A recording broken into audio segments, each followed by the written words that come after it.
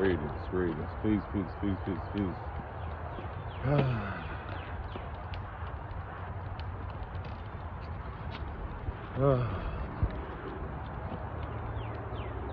I always get this clarity when I'm walking, when I'm with my son. I get like these revelations.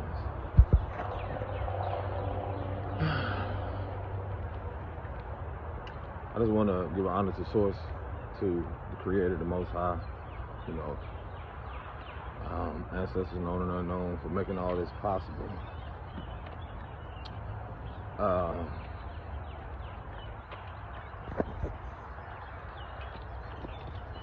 I'd be lying to myself or be dishonest with myself, which I've learned the importance and the value of rebuilding, reconstructing foundations of honesty and truth with myself first before anybody else.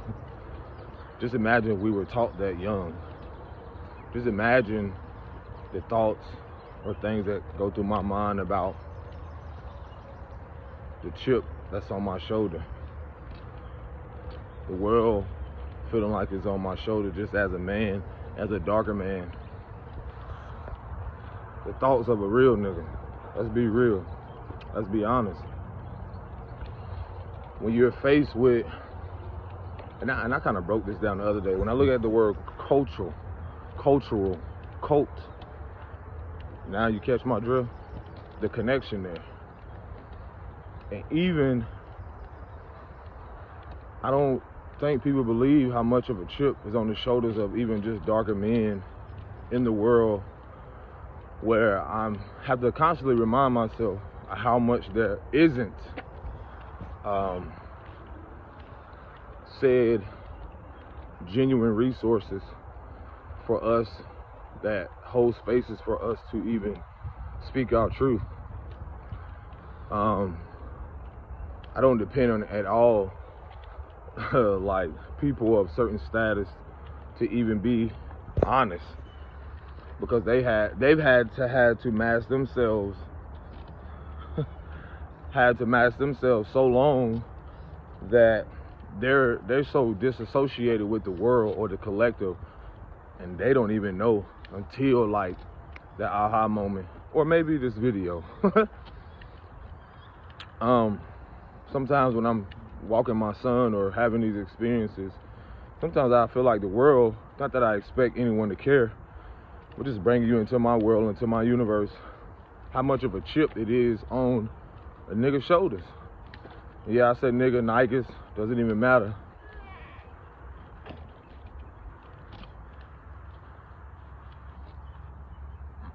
Just by like a minute ago, I'm seeing a brother walk, a darker brother with a bag and his head down.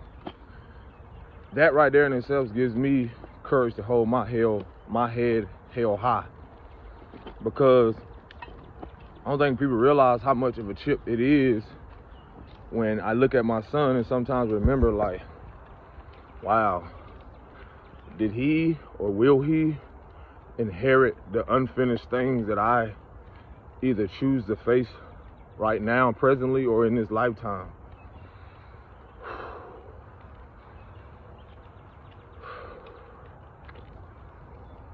And I think that's what, just having a moment, I'm trying to,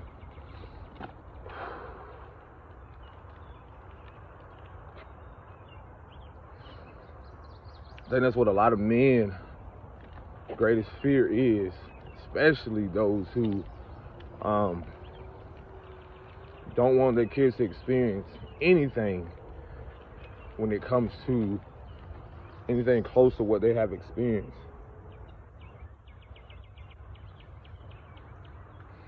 So,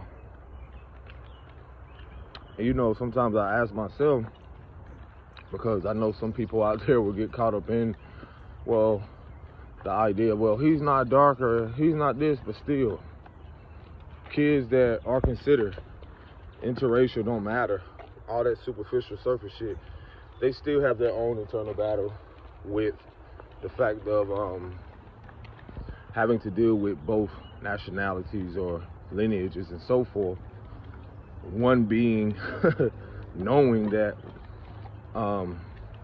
it's almost like a trend here lately in the Americas of, you know, people not particularly too fond of darker people. And then the pain and the agony of other people having to carry what seems like a burden of that pain, and not a space or anything be held for them to even express it, or just taught to move on and move forward.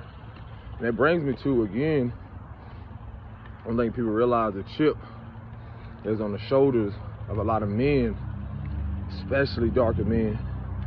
So when I speak about what I'm getting into about, like, even reflecting on the origins of what I come from my lineage and so forth, when I'm talking about what it is to try to represent a divine masculine or even a healthy masculine figure, and that's not at all pushing out the feminine aspect of myself as a man, because it's an energy thing, but in an assertive way, action. You know, how I think about myself, how I move with intention, how my actions, you know, which are not perfect, because I'm still unlearning and relearning, still coming to the awareness of, like, again, the importance of the things that I need to face or I have to face, so that my son, the beauty of that as a cycle breaker, generational curse breaker, so that he in himself can know the importance of who he is. Bear with me. Gotta let this down so he can relax.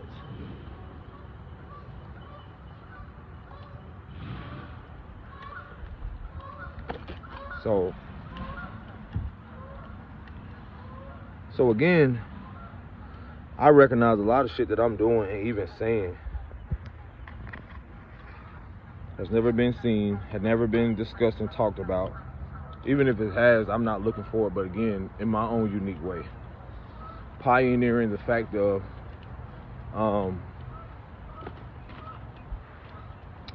just being myself, just loving myself, and learning to hold space for the versions of myself that my father didn't, that a lot of people in the world, as men who proclaim, and women who proclaim to be so supportive, but yet aren't, or in any way. So again, I speak from, again, the origins of things that I have to reconstruct. That's a huge fucking responsibility in what I'm speaking about that most people won't. When you have to have the responsibility, when you're called to have the responsibility to reconstruct, refine, or redefine, or recreate what it is to be healthy for yourself, for your lineage, for those that will come after you, for your kids, and not to be looking for no fucking praise, no accolades, not looking for nothing for acceptance. So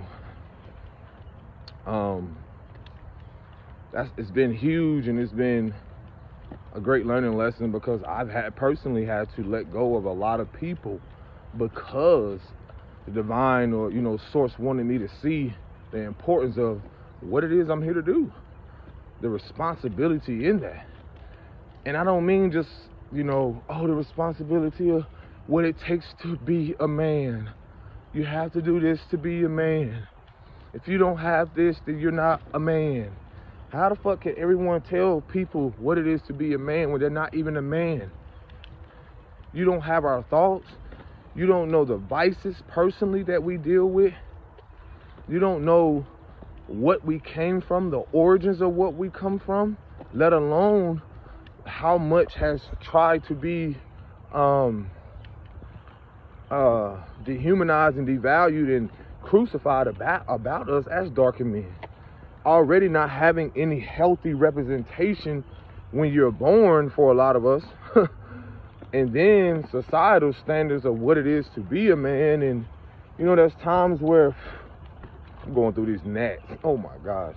There's moments where, when I'm talking about the chip on my shoulder and the confidence that I have to go and set spaces where there are people that don't look like me. And then the courage that I have to have when I do go in spaces where people who do look like me, who have this inner hatred, both humanity, who have this inner hatred, and the courage, the confidence to wear my fucking hair, to be myself, to not try to have the straightest smile, the biggest bank account. You know, all that shit that we or y'all believe that it takes to be a man. Not a man of integrity, not a man of substance, or longevity, or purity, or righteousness. Because if I can be bluntly honest, the only image of what has been righteous, or what, let's be real, religiously, culturally, and so forth in the country and the nation, is a man that don't look like me at all. At all. Nothing empowering behind that shit. So again, the chip on my shoulders, the confidence that I live through daily, that I have to, outside of what people see on the surface, that I don't want to leave with my penis type of confidence, that I don't have to tell a woman this how big it is, or I can sex you this way, or you know, da da da da da. Not that insecurity that's so loud. Instead of, oh, what are we building? What are we creating? Type of confidence. What are we leaving? What are we instilling? What are we planning into our kids' subconscious? So that someday they'll consciously realize that those things mom and dad said, it'll be able to echo beyond our physical.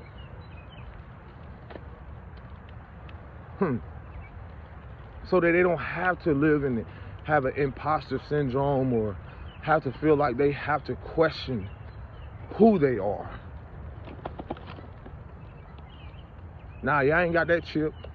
Y'all ain't got that chip on y'all shoulders. Like I said, a lot of y'all will never know the confidence and the truth that you have to walk in. The thoughts, especially that I know darker men never talk about because of the programming deep of the fact of, oh, little beautiful little babies. The things that they never talk about. Because they believe that so deeply that just because this person is in this position or this person is here, that they have to feel a sense of inferiority to them. And why is that? Who said that? Last time I checked, they ain't God. They're not the creator. That's crazy. Thought I went over a piece of glass and it was a crack pipe. That's crazy. On the trail.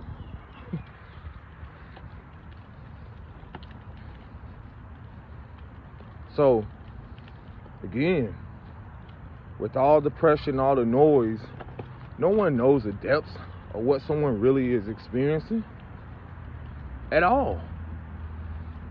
The pressure and everyday, daily, the vulnerability and showing up for myself first. The vulnerability of being honest.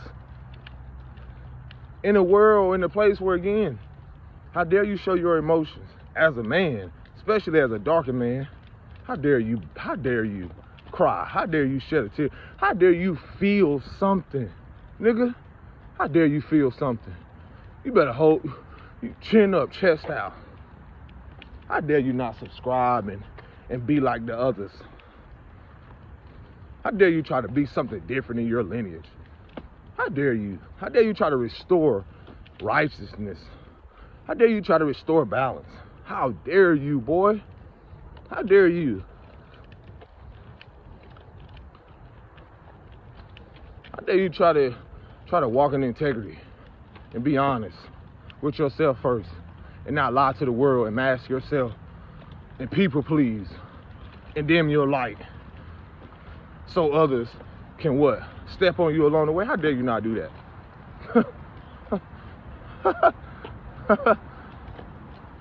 Not I, not me, not ever.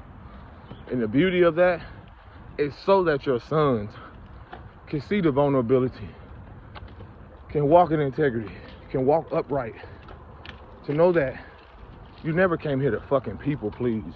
You never came here to dim your light. Because of who? Because of someone? Status? Please. The pressure of, learning how much you had to let go of people to be where you are.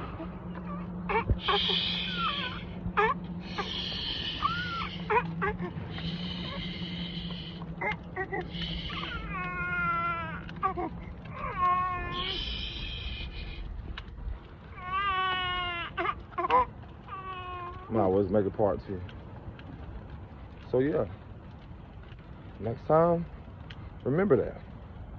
I think my voice might have woken them up. So yeah, I'm gonna make a part 2 to this. Peace and blessings, shalom.